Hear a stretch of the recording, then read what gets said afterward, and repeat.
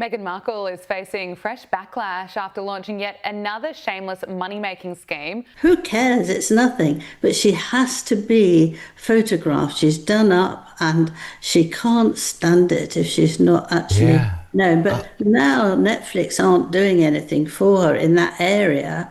And so she has to do it herself. So she's desperately trying to make money out of it. Let's be honest with each other for a second. Most people, when they leave a job, they take some time off. They figure out what's next. They breathe. Meghan Markle has not breathed. Not once.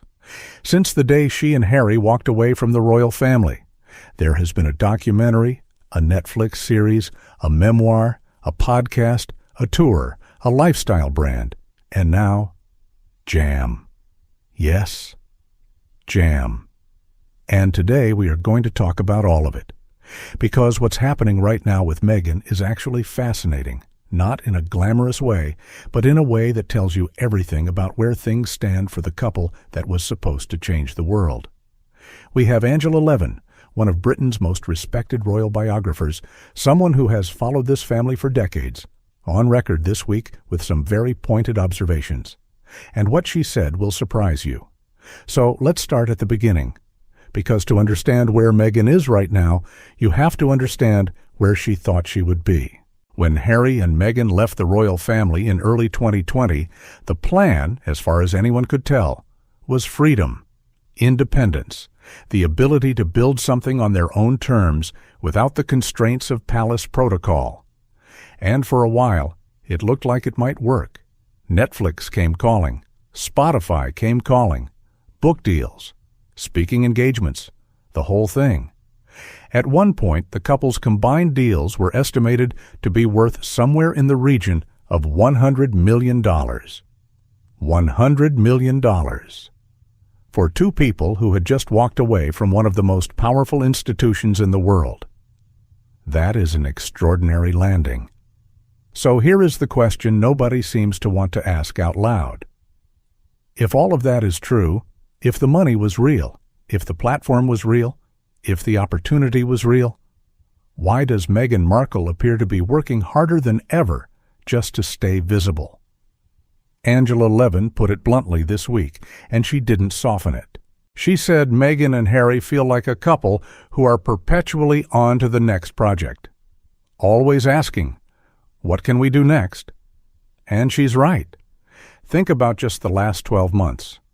There was the tour of Australia, which, and this is the part that got people talking, was carefully styled to look like a royal tour without ever actually being one. The motorcades, the crowds, the official-looking engagements. Angela Levin noted this specifically. She said they made it look a bit royal without saying it's royal, and that is a very deliberate choice. Because here is what Meghan understands better than almost anyone. Attention is a currency. And the moment you stop generating it, you start losing value. So you keep moving, you keep announcing, you keep producing content. And when you run out of big content, you make jam. Now look, let's be fair here. There is nothing wrong with making jam, nothing wrong with a lifestyle brand, nothing wrong with being interested in food and cooking and homemaking. The issue, and this is what Angela Levin was pointing to, is the way it's being done. Meghan's lifestyle brand, American Riviera Orchard, launched earlier this year with a very polished rollout. Carefully curated jars sent to celebrity friends. Beautiful photography. A waiting list. And then, almost nothing.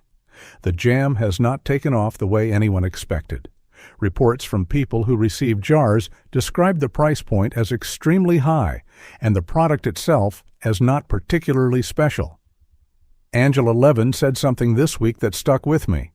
She said Meghan doesn't understand about people. And what she meant by that, I think, is this. Meghan keeps performing a version of herself that she believes people want to see. The devoted mother, the talented homemaker, the creative entrepreneur. But the performance keeps getting in the way of the person. And nothing illustrates that better than what happened with the scones. A few weeks ago, Prince William, in a completely offhand, casual moment, mentioned that his wife Kate loved jam and cream on scones. Just a throwaway comment. warm and domestic and completely unremarkable. Within what felt like minutes, Meghan had posted her own version. Jam, cream, on bread, not a scone, but close enough to make the point she wanted to make. Angela Levin found this genuinely bizarre. And you can understand why. Because what it reveals is a level of attention, of monitoring, of watching, that goes way beyond normal celebrity behavior. This is someone who is watching so closely that a passing comment from her estranged brother-in-law about his wife's food preferences becomes content within the week. That is not confidence, that is its opposite. And this brings us to the Netflix question. Because this is where things get really interesting. For the past several months, there have been persistent reports, and Angela Levin touched on this, that Netflix is deciding what to do with Harry and Meghan next. Their original deal has largely run its course. The documentary was made. The series was made. And the numbers, by Netflix standards, were not what anyone had hoped. Now a new deal is apparently being discussed, but the terms are different. The leverage has shifted. And here is the uncomfortable reality that explains everything we are seeing from Meghan right now. When you have Netflix behind you, you have a machine. You have a marketing department, a PR team, a distribution network. You press a button and your face is on screens in 190 countries. When Netflix steps back, even slightly, you have to do it yourself. So you post more. You send jam to more people. You film yourself opening cupboards and talking about which flavors your family prefers. Meghan was quoted this week saying, and I am paraphrasing here, that Lily likes this one, and my husband, she never calls him Harry, always my husband prefers this one. Angela Levin noted this too, the deliberate not naming, the careful curation of even the most domestic moments. Because nothing with Meghan is accidental.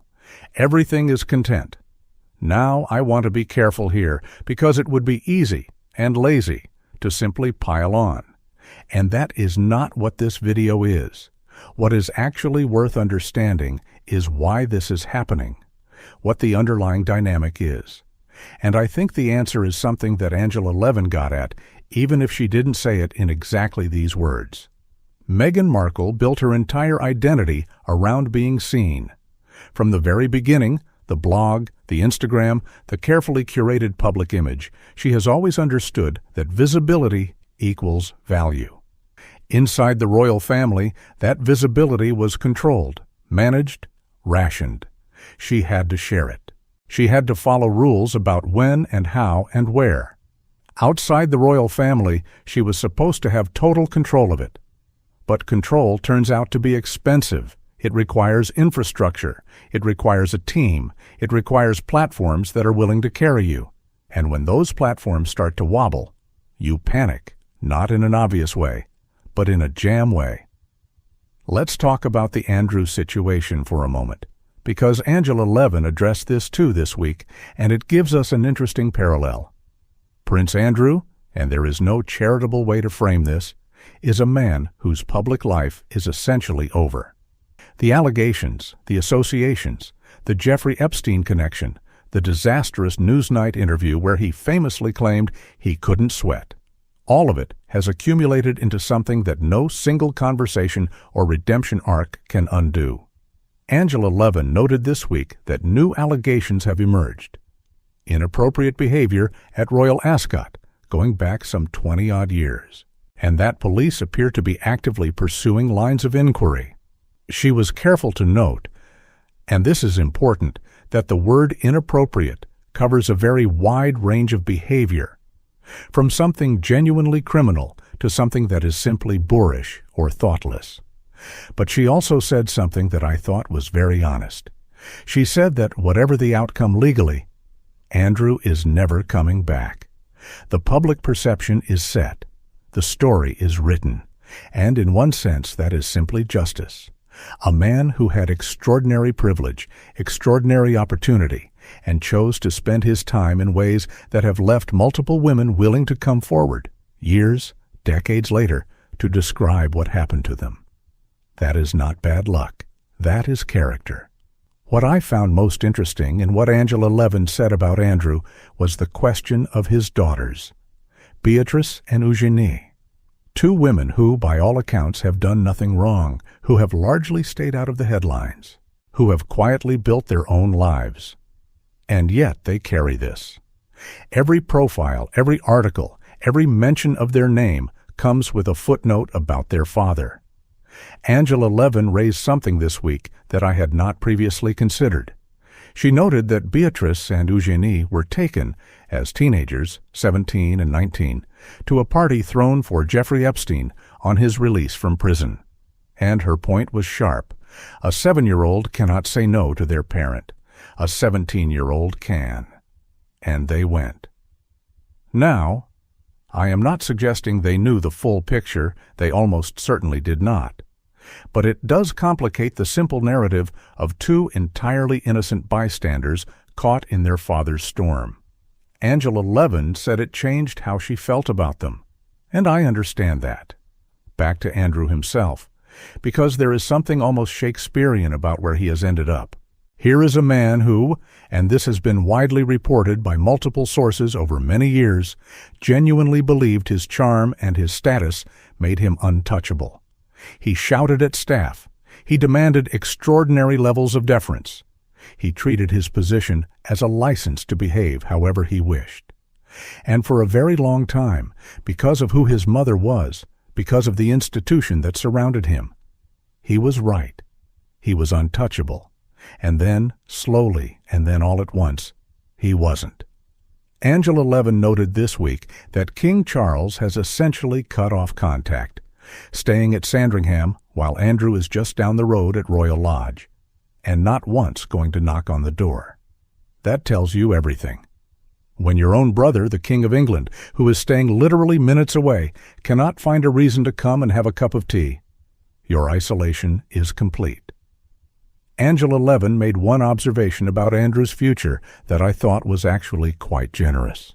She said he has been offered places to go, houses, friends with homes by the sea, places where he could live very comfortably, with staff, with company, with warmth, just away from all of this. And her point was, maybe that is not the worst outcome. Maybe the best thing Andrew can do is quietly disappear. Go somewhere warm. Stop fighting to reclaim a reputation that is not coming back. Stop trying to be rehabilitated into a public role that the public will never accept him in. Just go. And honestly, she might be right, because the alternative is what we have been watching for the last 5 years. A man clinging to a castle he can no longer afford, fighting legal battles he cannot win, waiting for a restoration that is never coming. At a certain point, that stops being dignity and starts being something else entirely. But here is where the Andrew story and the Meghan story intersect in a way that I find genuinely interesting. Both of them, in very different ways, for very different reasons, are dealing with the same fundamental problem. They believed their connection to the royal family gave them a value that was permanent, transferable, something they owned and could take with them. And they are both discovering, at different speeds, that it doesn't work like that. The royal family is not a brand you can carry in your pocket. It is not a credential you can put on a business card. It is not something that travels well across an ocean or survives a Netflix deal.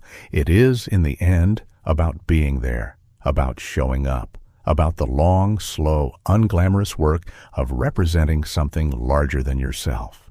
Andrew walked away from that through his own choices. Meghan and Harry chose to walk away. And now both of them are in the strange position of trying to build something from scratch. Using the raw materials of a connection they have simultaneously tried to distance themselves from and refuse to stop trading on.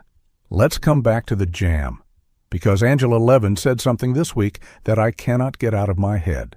The interviewer said she sounds like a jam addict, and Angela Levin laughed and said, she thought she could be very, very successful at it. She thought she'd earn masses of money because everybody eats jam. And the interviewer signed off the whole segment by saying, Meghan Markle is a dealer. Now, that is a joke. Clearly, a very British, very dry, completely absurd joke about sugar dependency and food psychology. But underneath the joke, there is something real. The relentlessness, the inability to stop, the constant need to produce, to post, to be photographed, to be known. Angela Levin put her finger on it. She said, Meghan can't stop, because if she doesn't do something, there are no pictures. And if there are no pictures, people won't know what's happening. And if people don't know what's happening, she stops existing in the public eye. For someone who has built their entire identity on being seen, that is not a career problem. That is an existential one. So where does all of this leave us? Meghan Markle is 43 years old. She is wealthy, she is talented, she is genuinely intelligent, and she has a platform that most people in the world would give anything for. She also appears, from the outside, based on everything Angela Levin and others have observed, to be exhausted by the machinery of her own visibility, running faster and faster just to stay in place. The jam is not going to save her brand. The Australia tour did not generate the long-term momentum anyone hoped for. Netflix is reassessing. And Harry, who gave up his family, his country, his title in practical terms, his whole previous life, is watching all of this from a house in Montecito, reportedly more isolated than ever, with fewer friends on both sides of the Atlantic than he has had at any point in his adult life. This was not the plan. The plan was freedom and success and a new chapter. What they actually have is a treadmill with a very nice view. And the jam. Angela Levin has been watching this family for longer than most of us have been paying attention. And what comes through in everything she says, even when she is being quite pointed, is not cruelty. It is sadness. Sadness that it came to this, that a young woman who could have been extraordinary within the institution chose instead to fight it from the outside, that a prince who was adored chose to spend that love rather than invest it. And sadness, perhaps, that the story is not over yet, and that the chapters still to come may be harder than the ones already written, because the royal family is still there, still working, still showing up. William and Kate are still standing. The institution that Harry and Meghan said was broken, outdated, beyond saving, is still going, quietly, steadily, without Instagram posts. And that, perhaps more than anything else, is what keeps Meghan opening cupboards and photographing jam. Not the money, not the platform, just the fact that it's still there. And she is not. That's it for today. If this is your first time on the channel, welcome. We cover the full royal story every single week. Subscribe so you don't miss what comes next. Because trust me, with this family, something always comes next.